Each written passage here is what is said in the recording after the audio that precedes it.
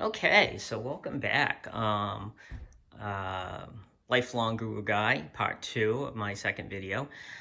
So once again, this is to explain that player that I unboxed the other day, and how to actually look for movies.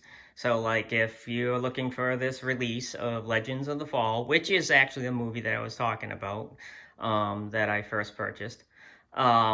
It would tell you go to DVD player number 2 and look at spot 288.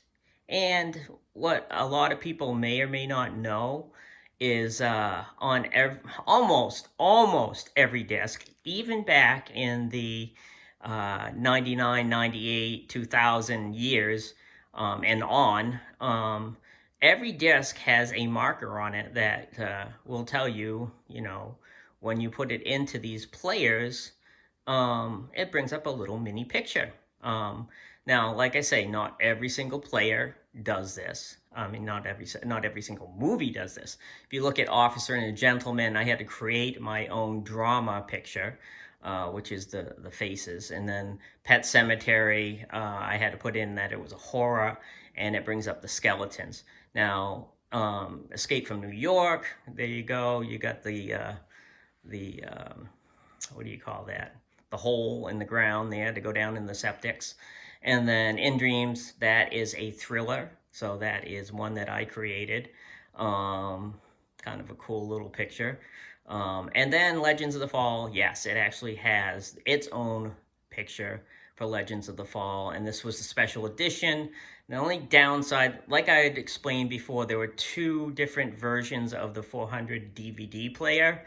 This is the first version released, which was the one that did not have HDMI support. The other downside to this is it didn't have a whole heck of a lot of room to type in the descriptions for the names of the movies. So if you look at Legends of the Fall, yeah, they squeezed it in there, but the special edition got cut off. But it is what it is. At least you know what the movie is.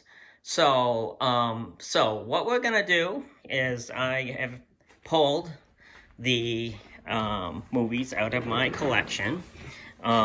They're in, like I say, they're all categorized by when I actually purchased these. So this was see if I can point out here. This is the very first time I ever purchased the DVD at Woolworths down in Portland. Very fortunate to get a missed ship that went to the store. Now, on this disc, you have 0 special features. Back in the day when they got it out, they were just excited that they actually had something out on disc. So what your special features was, you have multiple languages, you have subtitles, and you have scene access. And that was it. Pretty much it for what was on the disc itself. If you go to the second release, which is the special edition of the Legends of the Fall, this came out in around 2000, and this was a step up because they put special features on it. You had the director's commentary, Brad Pitt talked, Anthony Hopkins talked, so it had the secondary soundtrack. It also had the behind the scenes interviews. It even has clips from never before seen hidden parts of the movie that were never actually put into the film. So that was kind of cool at the time. Then, of course, everyone was anxious for the next big thing. They wanted 4K. I mean, they wanted their high definition picture, because high definition came out around 2000 in its infancy, very infancy, very few players, but people started wanting to see the next best thing. DVD's great, but it's been 6 years. We want to see something. So Columbia TriStar decided to come out with this SuperBit. Now, what did they do? Yeah, they pumped up the resolution, and maybe a little bit into the sound, but more or less the resolution. But in order to do this, they basically said, okay, we're wiping all of the special edition features off. So your commentary, everything that you got all excited about with the second release is gone now, because they just wanted a perfect, crystal clear picture. Now, it was a good picture, mind you. It did pump it up some. You could see the difference. But still, I mean, obviously, it's not a Blu-ray edition. So, that being said, it's many years later, and people are on Blu-ray. Blu-ray came out 2006, and people are like, where is Legends of the Fall? A beautiful film. Won Best Cinematographer. The picture quality is beautiful, and is perfect for a high-definition release. But they hadn't come out with it. Everyone was saying, where is this film? 2009, 2010, nobody's seeing it. Everyone's complaining on Blu-ray.com. If you read the commentaries, you'll understand there's hundreds and hundreds of them. So finally, after a much long delay, I think it was, and don't get me wrong, I think it was February 11th, 2011. Maybe it was the 10th, but anyway, it doesn't matter.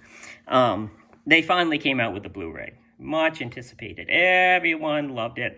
And the reviews that I'm going to do today, I just recently watched the first one, which is the first release on DVD. And then I didn't watch these two. I have watched them. I do know, the looks of them. But then I went from here to see, because I wanted to see the big difference. And there was quite a substantial, huge difference, actually, in the picture quality. Very, very, very fuzzy with the DVD. It's beautiful Montana countryside that you're viewing, the mountains, and then the war scenes, very fast acting. The Blu-ray really lit up the war scenes, very much so. Made them much clearer, whereas the DVD, the more action there is on a DVD, the more kind of pixelated, not really pixelated, but just blurry, not a clear picture. But the Blu-ray made a huge difference. So here we are. This movie came out in 2011, the Blu-ray, and it's 2020. And guess what? Everyone, including myself, is saying, where is the 4K release of this film?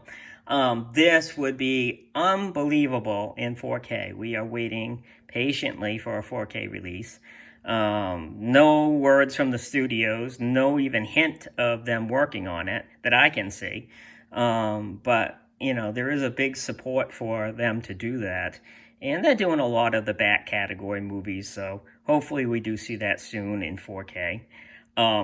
So I am going to stop there and actually maybe really quick here.